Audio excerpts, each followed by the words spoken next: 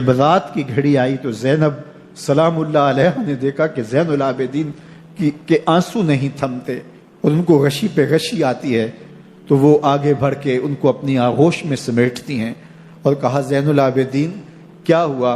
کہا کہ پھپھو جان اگر ہو سکے تو بابا کا سر کچھ دیر کے لیے میری گود میں نہیں آ سکتا ہے۔ وہ وقت بھی امام زین العابدین پہ آتا ہے جب زخم اور درد اور دکھ حد سے تجاوز کرتے ہیں تو زین العابدین مدینہ کی طرف منہ کر لیتے ہیں اور حضور کی بارگاہ میں ہوا کے ہاتھوں پیغام بھیجتے ہیں، ان نلتا یا ریح الصبا یومن الی ارض الحرمی بلغ سلامی روزتن فیہا النبی المحترمی یا رحمتا للعالمین ادرک لزین العابدی محبوس عید الظالمی فی الموکب والمزدحمی۔ امام زین العابدین نے یہ سارا دردناک منظر اپنی آنکھوں سے دیکھا اور یہ سارے دکھ سہے۔ امام زہری کہتے ہیں کہ ولید کے زمانے میں دوبارہ امام زین العابدین کو پکڑ لیا گیا اور ان کے ہاتھوں میں دوبارہ ہتھ کڑیاں اور پاؤں میں بیڑیاں ڈال دی گئیں۔ میں ملنے گیا تو جو ہی امام کے ہاتھوں میں ہتھ کڑیاں دیکھی تو میرا دل ڈولنے لگا اور میری آواز گلے میں دب گئی اور آنسو تھے کہ تھمتے نہیں تھے۔ تو امام زین العابدین نے مجھے دیکھا تو مجھے تسلی دیتے ہوئے کہا، زہری کیا ہوا تمہیں؟ تو میں نے کہا، حضرت کربلا میں تھوڑے دکھ دیکھے تھے اور اب یہ حالت مجھ سے دیکھی نہیں جا رہی۔ تو امام زین العابدین نے ان زنجیروں کو اور ان ہتھ کڑیوں کو جن سے آپ جکڑے گئے تھے جھٹکا دیا، لوہے کی زنجیریں ٹوٹ گئیں۔ کہا، زہری ہم اللہ کی تقدیر پہ راضی ہے ورنہ یہ زنجیریں کیا ہوتی ہیں۔ امام زین العابدین کو اللہ نے عزتوں سے نوازا تھا، ہر دور کے حق میں وقت ڈرتے تھے اور ان کی عزت سے حسد کرتے تھے۔ ولید بن عبد الملک بنو امیہ کا بڑا تگڑا حکمران گزرا ہے۔ ایک دن طواف کرتے کرتے حجر اسود کے سامنے آیا، اس کے دل میں آیا کہ میں حجر اسود کو بوسہ کروں، لیکن رش اتنا تھا کہ آگے بڑھنے کی ہمت نہ ہوئی اور پیچھے ہٹ کے کھڑا ہو گیا کہ رش کم ہوتا ہے تو میں حجر اسود کو چومتا ہوں۔ اتنے میں امام زین العابدین رضی اللہ تعالی عنہ وہ بھی طواف کرتے کرتے حجر اسود کے قریب آئے، ایک لمحے کے لیے توقف کیا، لوگوں نے راستہ چھوڑ دیا۔ امام زین العابدین آگے بڑھے، حجر اسود کو چوما، پھر آگے بڑھ گئے۔ ولید بن عبد الملک کو بڑا غصہ آیا کہ لوگوں نے میرے لیے تو راہیں نہیں چھوڑی اور زین العابدین کے لیے راہیں چھوڑ دی ہیں۔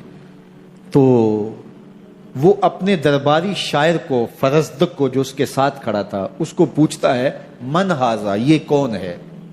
حالانکہ اسے پتا تھا یہ امام زین العابدین ہے۔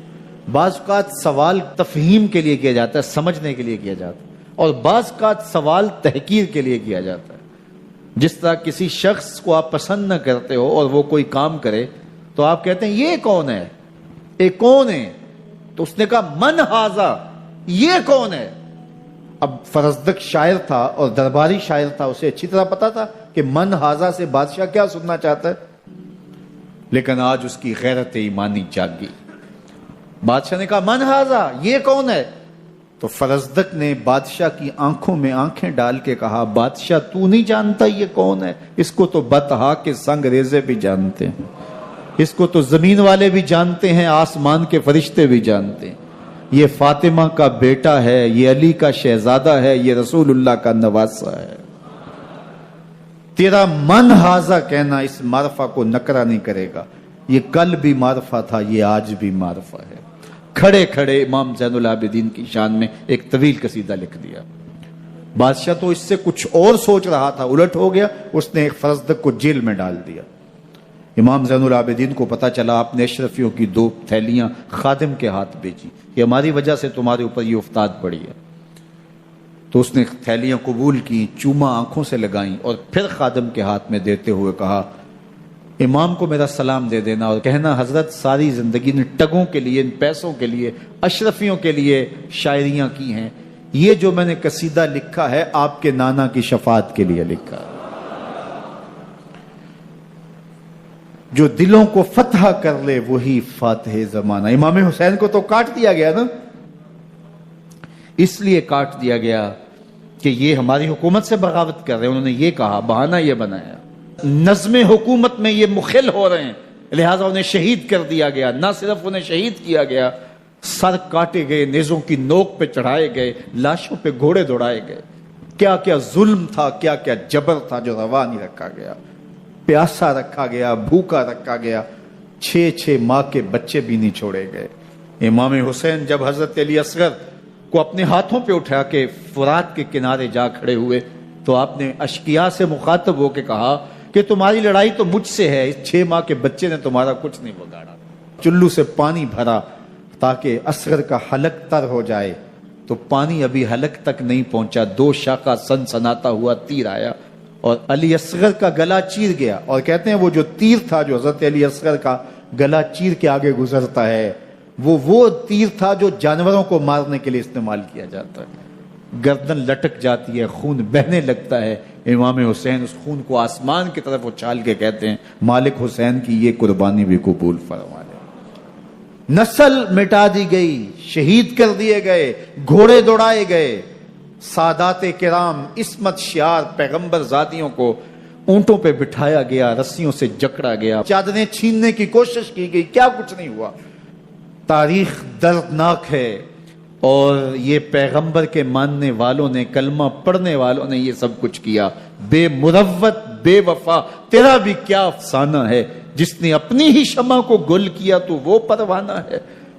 لیکن یزید کی دلیل یہ تھی کہ یہ حکومت کا نظم چلتا ہے، اسے چلنے دیا جانا چاہیے، انہوں نے کیوں رکاوٹ ڈالی ہے، لہٰذا یہ باغی ہیں، ان کو کاٹ دیا جائے۔ میں کہتا ہوں امام حسین کو شہید کر دیا گیا، ان کے اعیان و انصار کو شہید کر دیا گیا، پورے خاندان کو پیاسا رکھ کے ذبح کر دیا گیا، 6 ماہ کے بچے بھی نہیں چھوڑے گئے، 80 سال کے بوڑھوں کو بھی شہید کیا گیا، خواتین کو اونٹوں پہ بٹھایا گیا اور گلی گلی عصمت معاب پیغمبر رحمت کی شہزادیوں کو کوفے اور دمشق کے بازاروں کے اندر بھرایا گیا۔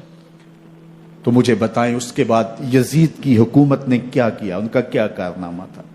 کتنے محدث پیدا ہوئے، کتنے مفکر پیدا ہوئے، کتنے جرنیل پیدا ہوئے، کتنے صوفی پیدا ہوئے؟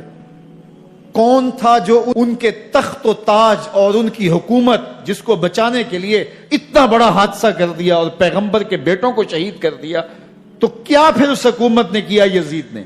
یزید کا اپنا بیٹا تخت پہ بیٹھنے کے لیے تیار نہیں تھا۔ 6 ماہ کے بعد اس کی لاش گھر سے نکلی، اس نے کہا کہ یہ تخت جو ہے وہ آل رسول کے خون پہ بنا ہے، میں اس پہ نہیں بیٹھوں گا۔